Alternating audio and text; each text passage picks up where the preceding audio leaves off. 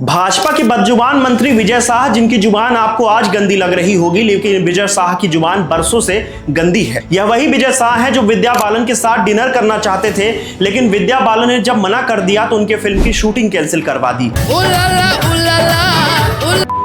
चुनाव में रैली के दौरान एक टीआई को थप्पड़ जड़ दिया था और मोदी से पहले के प्रधानमंत्रियों की तुलना जानवरों से कर दी थी।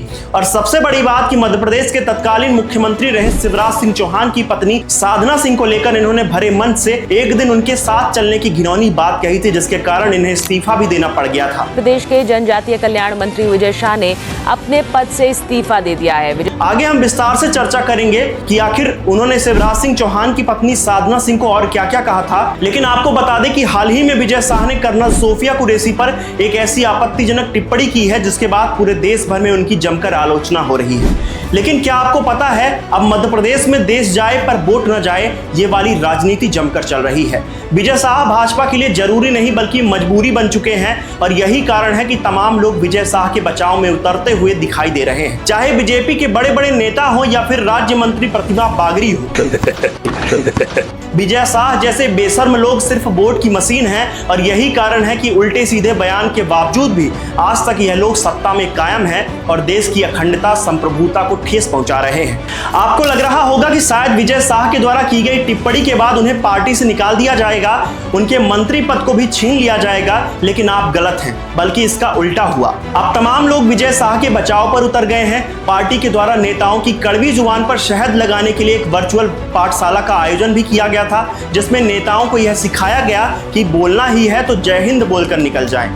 आपकी मुलाकात लंबे समय बाद उमा भारती के साथ हुई और वो तस्वीरें बहुत वायरल हुई और उस समय वायरल हुई जब उमा भारती ने विजय शाह के निलंबित करने की बात कही। जय हिंद, जय हिंद। विजय शाह की माफी को नामंजूर करते हुए सुप्रीम कोर्ट ने एक एसआईटी टीम गठित करने का निर्देश दिया था। इसके अलावा सुप्रीम कोर्ट ने मध्य प्रदेश की मोहन सरकार पर कई बड़े सवाल भी खड़े किए। पीठ ने राज्य सरकार की निष्क्रियता पर सवाल पूछा और कहा कि अब हाई कोर्ट को इस मामले में हस्तक्षेप करना पड़ रहा है।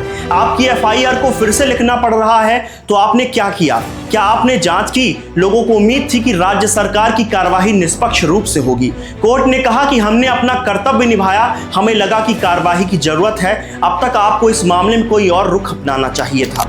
कोर्ट ने कहा कि मंत्री की भाषा गंदी, असभ्य और शर्मनाक है, पूरा देश शर्मिंदा है। विजय शाह के मामले में अब 28 मई को अगली सुनवाई होगी, यानी तब तक मंत्री जी की कुर्सी पर कोई आंच नहीं आने वाली है। सुप्रीम कोर्ट ने डीजीपी कैलाश मकवाना को सख्त निर्देश देते हुए यह कहा कि एसआईटी टीम में मध्य प्रदेश कैडर के अफसर हों, पर मध्य प्रदेश के मूल निवासी न हो, जिसे ध्यान में रखते हुए डीजीपी ने सागर आईजी प्रमोद वर्मा की अगुवाई में भोपाल एसएएफ डीआईजी डी कल्याण चक्रवर्ती और डिंडोरी एसपी वाहिनी सिंह को जांच का जिम्मा सौंपा है। कैबिनेट मंत्री विजय शाह की जुबान महिलाओं को लेकर किस कदर गंदी है, आप इसका अंदाजा ऐसे लगा सकते हैं कि जब 2013 में विजय शाह जनजातीय मंत्री थे, तब उन्होंने झाबुआ में एक जनसभा को संबोधित किया था, जहां उन्होंने कुल 29 मिनट का भाषण दिया। भाषण के दौरान विजय शाह ने तत्कालीन मुख्यमंत्री शिवराज सिंह चौहान की पत्नी साधना सिंह को लेकर बेहद ही घिनौनी टिप्पणी की थी। मंत्री विजय शाह ने शिवराज सिंह चौहान की पत्नी को एक दिन उनके साथ चलने तक की बात कह डाली।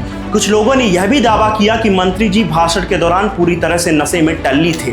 विजय शाह के इस भाषण के बाद बवाल मच गया, जिसके बाद उनको इस्तीफा भी देना पड़ गया। लेकिन वोट बैंक के चक्कर में सरकार ने कुछ ही महीनों में दोबारा से विजय शाह को कैबिनेट मंत्री बना दिया। एक दिन भाभी जी को लेके हमारे मैडम सीएम को, मैंने कहा भाभी जी चलो अपन आते हैं। बोले कहा ले जा रहा? अरे मैंने कहा कभी कभी हमारे साथ भी चला करो, भाई साहब के साथ तो रोज जाते हो, कभी देवरों के साथ भी चलो। भाभी क्या बोलती? बोले बस्ता। मैंने कहा तुम्हारा बाबा भैया? बोले मैं हूं ना, तू तो लिख। विजय शाह ने टी शर्ट वितरण के दौरान कई लड़कियों पर भी बेहद आपत्तिजनक टिप्पणी की थी और कहा था कि इनको दो दे दो, मुझे नहीं पता कि यह लड़कियां नीचे क्या पहनती हैं।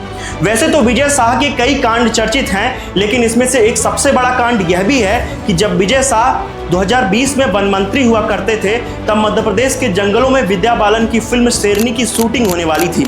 इस दौरान मंत्री विजय शाह ने विद्या बालन के साथ डिनर करने की शर्त रखी थी, लेकिन विद्या बालन ने उनका यह निमंत्रण ठुकरा दिया, जिसके बाद गुस्से से तमतमाते हुए मंत्री जी ने अगले दिन ही शूटिंग कैंसिल करवा दी। विद्या बालन के ना कहने पर मंत्री जी इस कदर खफा हुए कि फिल्म के क्रू को जंगल के भीतर घुसने तक नहीं दिया।